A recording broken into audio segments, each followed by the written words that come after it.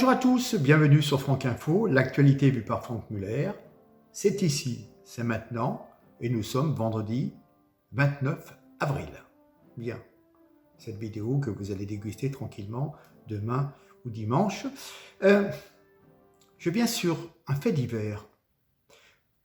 Dimanche dernier, vers minuit, sur l'île de la Cité à Paris, une voiture était garée à contresens ou roulant en sens inverse, dans laquelle se trouvent, d'après les éléments connus, 2 trafiquants de drogue, connus de la justice, pour trafic évidemment, et une passagère, je crois, qui serait donc une cliente. L'équipage de police, 5 agents, décide de procéder à un contrôle de ce véhicule, évidemment, en sens inverse, contresens, en contrôle normalement, et tout ce véhicule démarre et fonce sur la police. Donc une policière courageusement s'accroche à la poignée de porte pour tenter de prendre le volant et dévier le véhicule qui fonçait sur ses 2 collègues.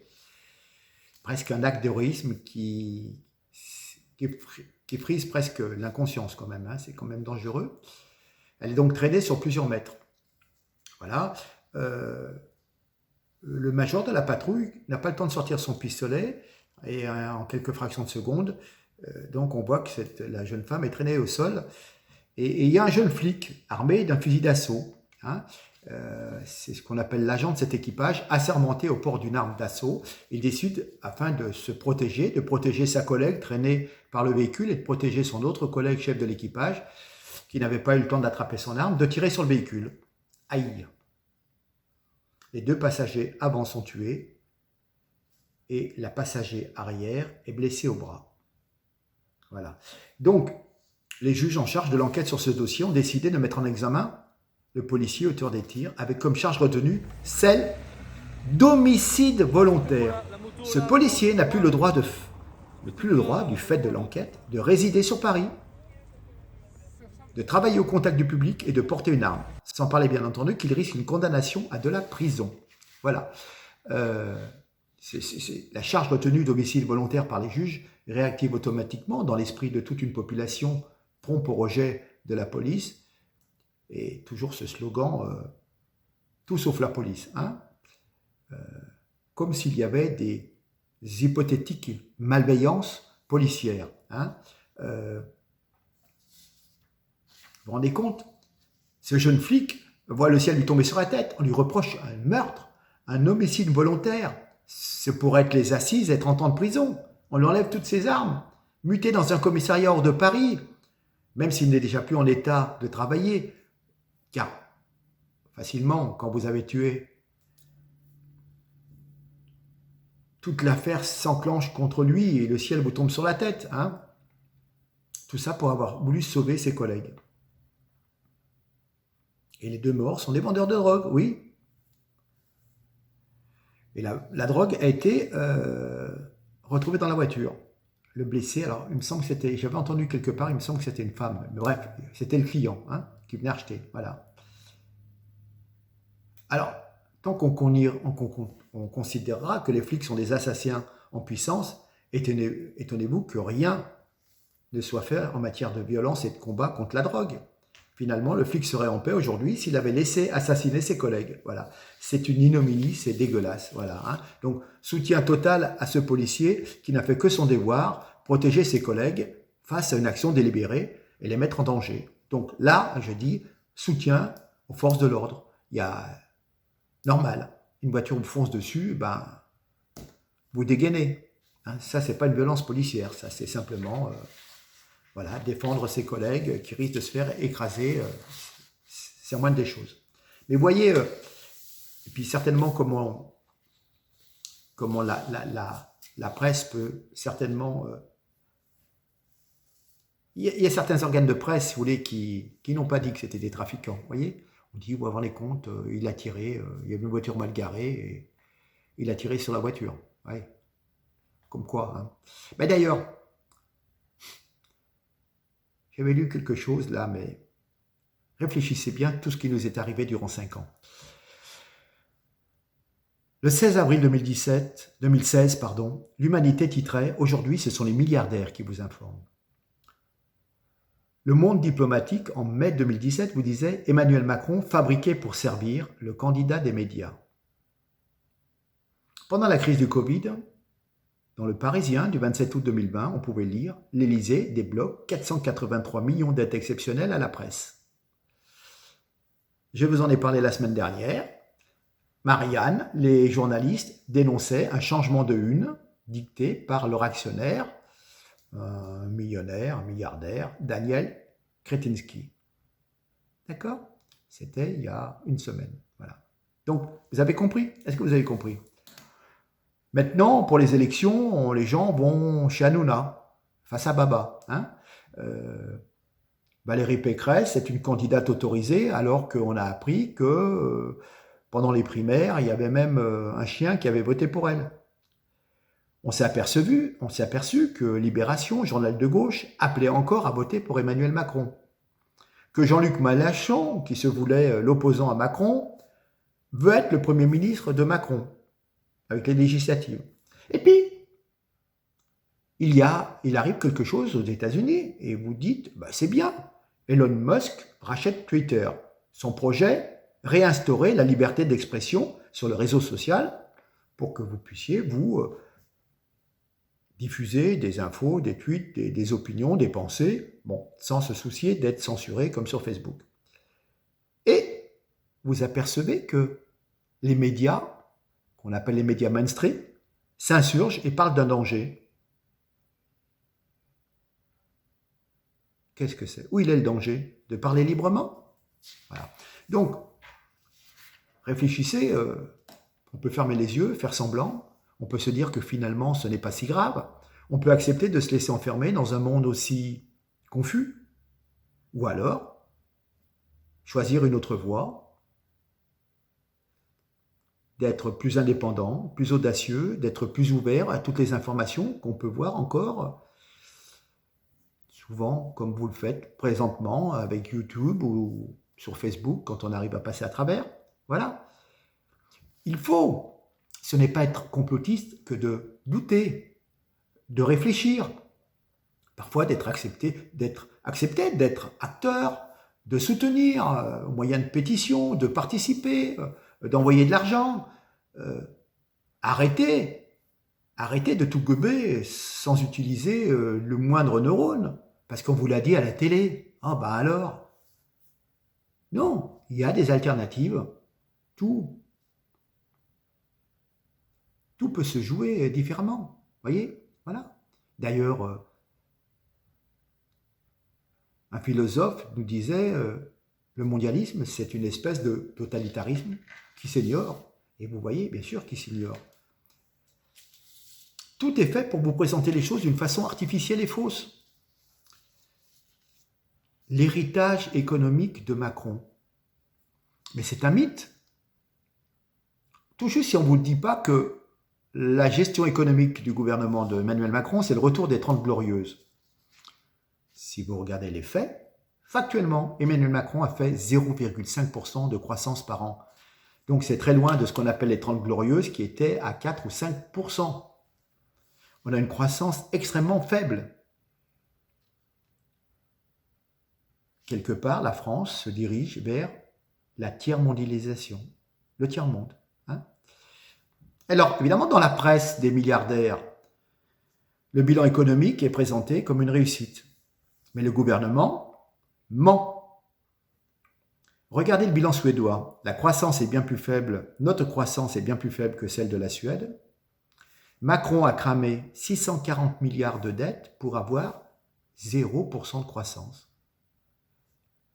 Donc c'est la preuve que l'argument qui voudrait que la crise sanitaire soit responsable de cette faible croissance ne tient pas. La Suède a moins de morts que la France, une croissance similaire à la nôtre et aucune augmentation de la dette publique. Et nous, on a cramé 640 milliards. Vous voyez? La gestion du Covid a été très mauvaise. La crise sanitaire était telle qu'elle, si encore il y avait une crise, vrai, une pandémie, bidon, voilà. Mais la gestion a été mauvaise, les choix ont été mauvais et on paye des cabinets McKinsey pour nous inciter à faire des choses complètement débiles. Voilà. Hein. Alors vous entendez aussi que le président candidat, enfin le nouvel président élu, serait parvenu à mettre un terme à la désindustrialisation de la France. Quand on regarde les chiffres d'Eurostat, on constate que la France a perdu 5% de sa production industrielle.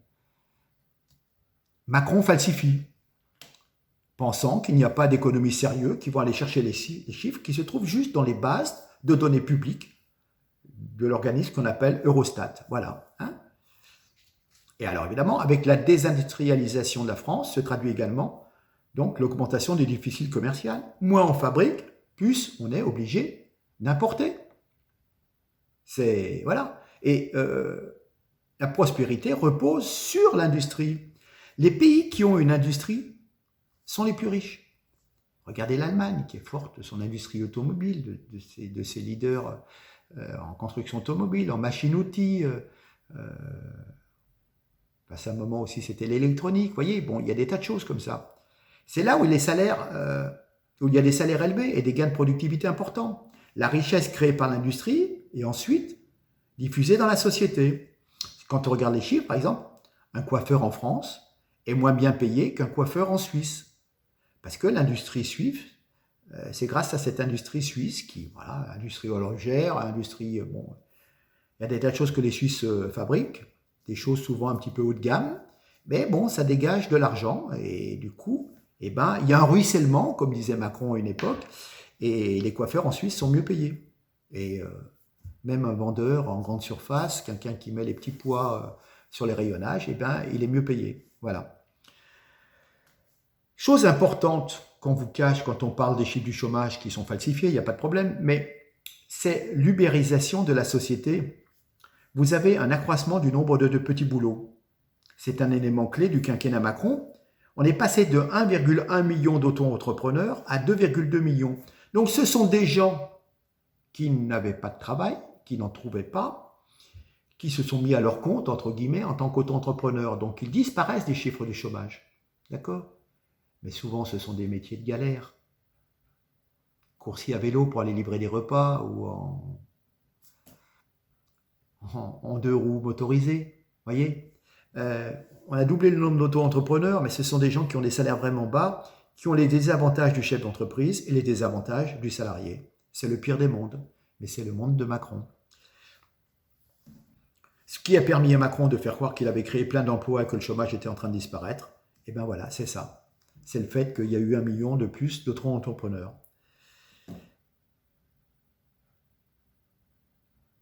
Il semblerait qu'il y a des astuces pour faire disparaître le nombre de chômeurs, avec des stages, et puis il y a des gens qui subitement sont rayés, vous voyez, alors le temps qu'ils soient réinscrits, même pourquoi on ne comprend pas, c'est l'informatique, et hop, d'un seul coup, vous en avez 50 000 en moins, alors du coup, ça fait baisser un tout petit peu la courbe, et puis après elle remonte, voilà. 400 000 Français seraient toujours au chômage partiel sans être comptabilisés parmi les demandeurs d'emploi. Voilà. Parce qu'on leur trouve des jobs à 5 heures de boulot par semaine. Donc, ils ne sont plus demandeurs d'emploi. Ah ben oui, voilà. La réalité, on arrive à la connaître, on se rend compte. Voilà. Il y a quand même des sondages incroyables. 20% des gens sautent un repas par jour et un tiers des gens renoncent à se soigner parce qu'ils n'ont plus d'argent en fin de mois. C'est la misère. C'est la misère. C'est un peu ce que disaient les gilets jaunes qui sont descendus dans la rue à l'époque. Et la paupérisation continue. Les gens, en 2021, ont eu des augmentations de salaire, mais très inférieures à la vraie inflation. Et vous voyez que là, c'est en train de prendre une dimension très très importante, toutes ces hausses. Alors on nous dit que c'est la faute à la guerre. Oui, mais bien sûr. Voilà. Le report de l'âge du départ à la retraite à 65 ans. Il n'y a pas besoin de faire cette réforme de retraite. Pourquoi ? D'abord, 77% des Français sont opposés. Ensuite, il y aurait un budget des retraites, le déficit du budget des retraites, d'après certains économistes que j'ai lus, serait seulement de 2,5 milliards. Et il y a 2,5 milliards d'excédents dans les retraites complémentaires. Donc l'un compense l'autre, à peu de choses près. Et puis en plus, on ne vous parle pas souvent qu'il y a 150 milliards de retraites, de réserve dans le fonds de réserve des retraites. Vous voyez, voilà. Mais le pire, le plus logique, Et ça a été compris par des gens comme Marine Le Pen, Nicolas Dupont-Aignan et certainement d'autres que j'oublie. Hein. À 62 ans, la moitié des Français arrivent sans emploi. Donc comment peut-on leur demander d'aller à 65 ans, hein? Voilà. Que la personne soit payée par Pôle emploi ou la caisse de retraite, quelque part, c'est toujours de l'argent qui sort du budget de l'État. Hein. Donc, c'est-à-dire qu'on va dire que la personne à 62 ans, au lieu de la mettre à la retraite et qu'elle touche sa retraite, on va lui dire, vous continuez de rester à Pôle emploi, vous allez toucher de l'argent gratuit à Pôle emploi. Qu'est-ce que ça change? Franchement. Hein.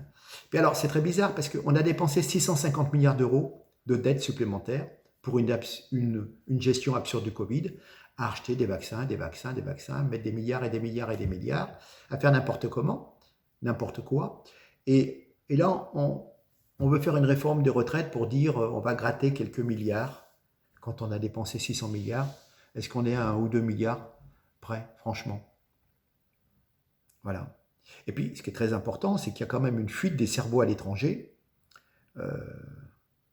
C'est-à-dire que la France investit dans l'éducation de nos jeunes, qui souvent n'en profitent pas d'ailleurs, ou que certaines couches de la population ne cherchent pas à comprendre que ça les aiderait à s'élever dans la vie, hein, préfèrent foutre le bordel ou faire du rap.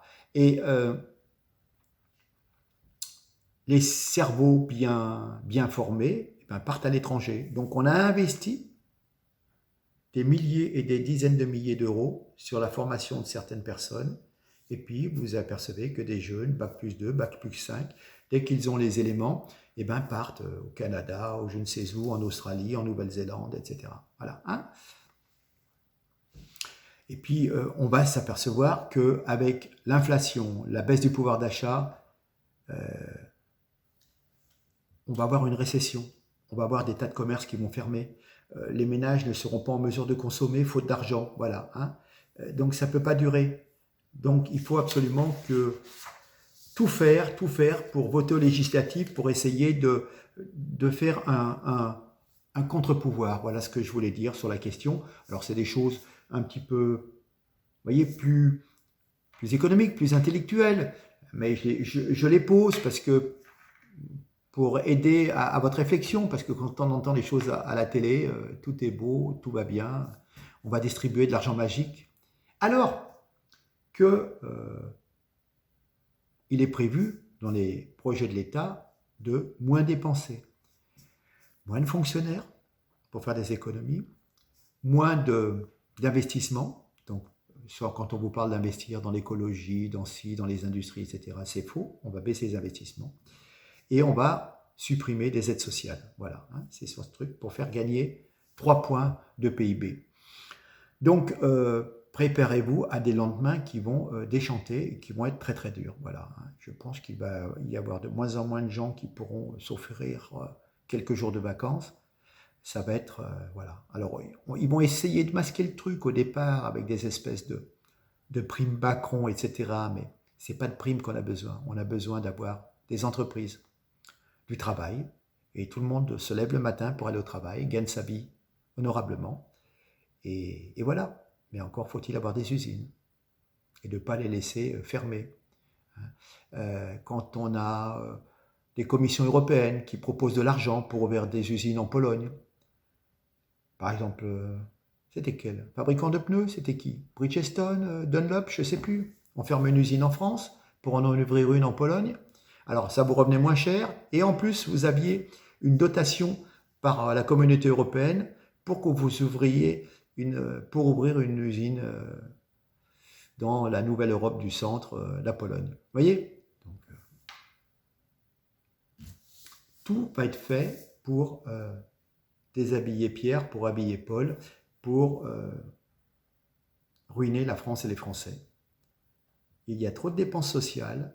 Et ils veulent absolument, c'est dans les grandes orientations politiques et économiques, les GOPÉ, les gens de l'UPR, notamment M. Asselineau, peuvent vous en parler pendant des longueurs d'heures. Voilà, c'est dans les objectifs. Moins d'hôpital public, moins d'assistance de sociale, etc., etc. Voilà. Ils veulent nous faire arriver au niveau, je ne sais pas moi, de la Roumanie. Voilà.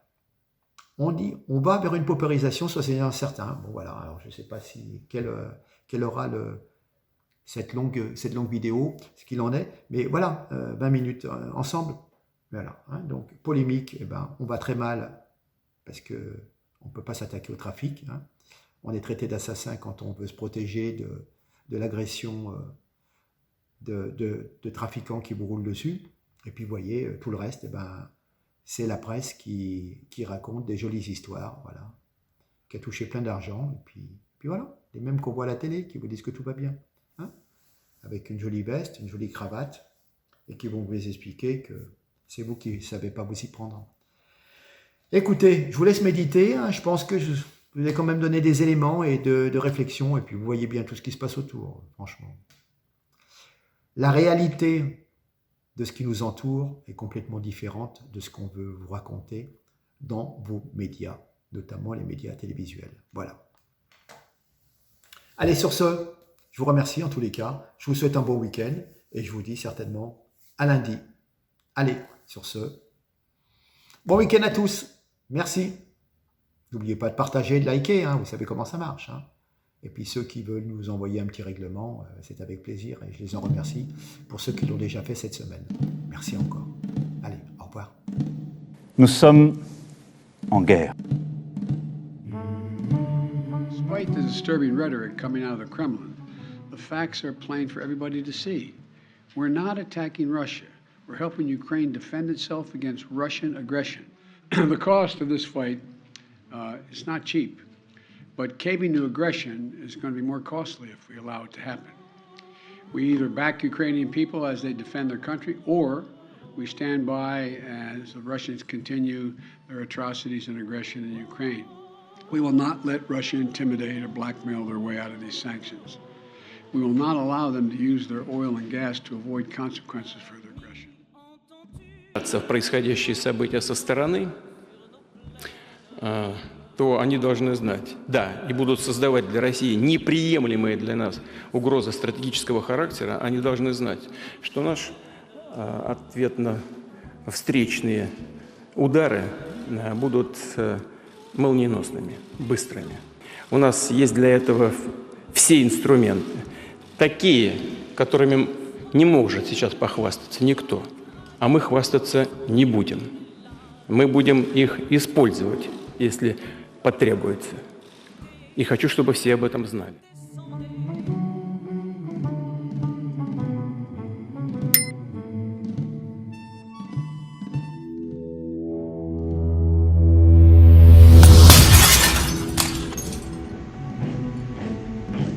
C'est uniquement par le mérite et l'effort qu'on y arrive.